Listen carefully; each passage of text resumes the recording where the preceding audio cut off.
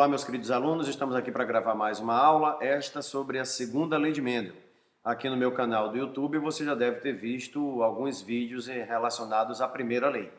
Bom, a diferença básica da segunda lei para a primeira lei é que na primeira lei Mendel estudou uma característica de cada vez. Na segunda lei, não.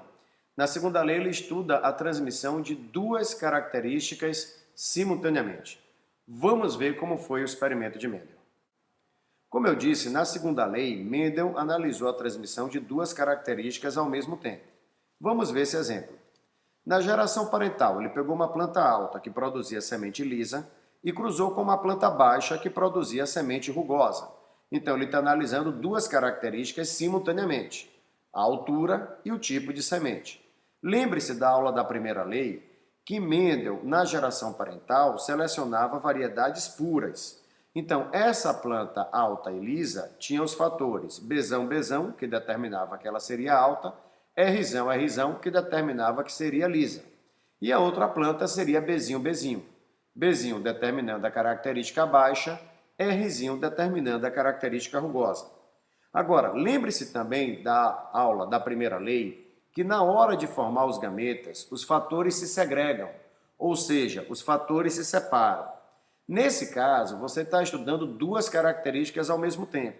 Então, o que não pode é o gameta ter dois fatores B ou dois fatores R. Ele tem que ter um de cada. Então, veja, se a planta Bzão, Rzão, ela vai produzir um gameta carregando Bzão, Rzão. Se ela é Bzinho, Rzinho, ela vai produzir gametas carregando Bzinho, Rzinho. Então, você tem que fazer a combinação de B com R. O que não pode ter são dois fatores iguais dentro de um mesmo gameta, porque na hora de formar os gametas, os fatores iguais se separam. Bom, o cruzamento desses dois vai dar origem à geração F1. Então, a geração F1 será Bzão, Rzinho.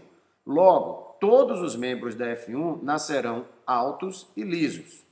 Agora, lembre-se de que na geração F1, Mendel deixava a planta se autofecundar. Essa planta se autofecundar equivale a cruzar Bzão, Rzinho com ela mesma, Bzão, Rzinho. Que gametas esses indivíduos podem formar?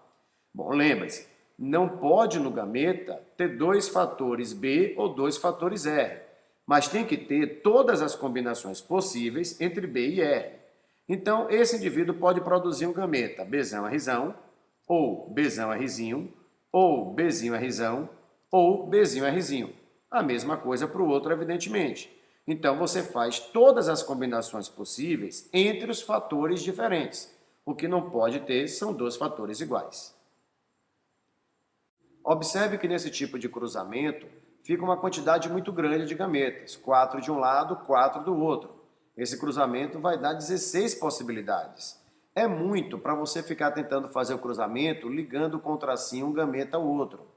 Então, nós vamos montar um quadro que faz esse cruzamento ficar mais organizado. Observe a montagem. Para montar o quadro, nós colocamos na horizontal um dos grupos de gameta. Então, terá um gameta Bzão, Rzão, outro gameta Bzão, Rzinho, outro Bzinho, Rzão e outro Bzinho, Rzinho. Na vertical, nós colocamos o outro grupo de gametas. Vamos começar com Bzão, Rzão. Agora veja, se um gameta Bzão, Rzão fecundar outro Bzão, Rzão, nascerá uma planta Bzão, Rzão. Se um gameta Bzão, Rzão fecundar o Bzão, Rzinho, nascerá Bzão, Rzinho. Se Bzão, Rzão fecundar Bzinho, Rzão, vai nascer Bzão, Rzão. Completando a primeira linha, nós teremos o indivíduo Bzão, Rzinho. O próximo gameta vai ser o Bzão, Rzinho. Ora, se Bzão, Rzinho fecundar Bzão, Rzão, vai nascer Bzão, Rzinho. Na segunda coluna, nós vamos ter Bzão, Rzinho. Teremos então Bzão, Rzinho e completaremos a segunda linha com Bzão, Rzinho. Pegando agora o gameta Bzinho, Rzão. Se ele fecundar Bzão, Rzão, nascerá Bzão, Rzão. Outra possibilidade, Bzão, Rzinho. Bzinho, Rzão. E completando a terceira linha, Bzinho, Rzão. Por fim, nós temos a opção do gameta Bzinho, Rzinho, que vai gerar Bzão, Bzinho, Rzão, Rzinho, Bzão, Bzinho, Rzinho, Rzinho, Bzinho, Bzinho, Rzão, Rzinho e Bzinho, Bzinho, Rzinho, Rzinho. Agora veja, essas são as 16 possibilidades da F2. Bom, quantas dessas serão altas e produzirão sementes lisas?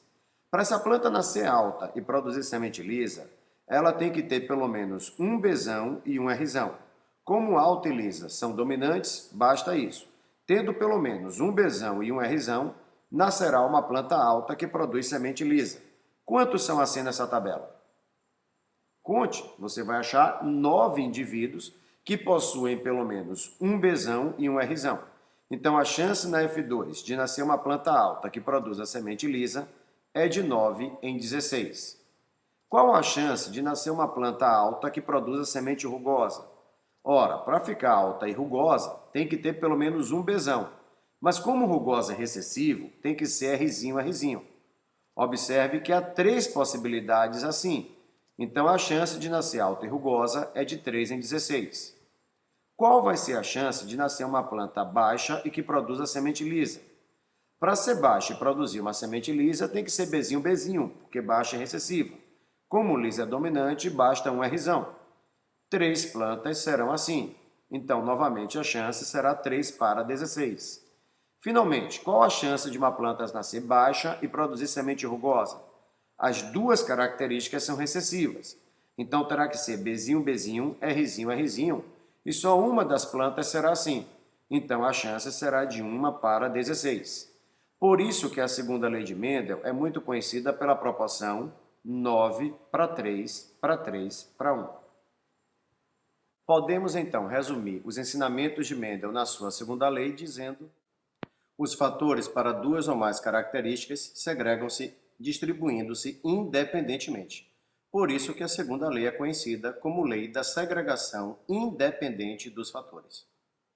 Na nossa próxima aula de genética, nós veremos como resolver um problema sem ter que montar aquela tabela, quais são as bases citológicas para as leis de Mendel e um pouco mais sobre a importância do mendelismo para a ciência. Até a próxima aula.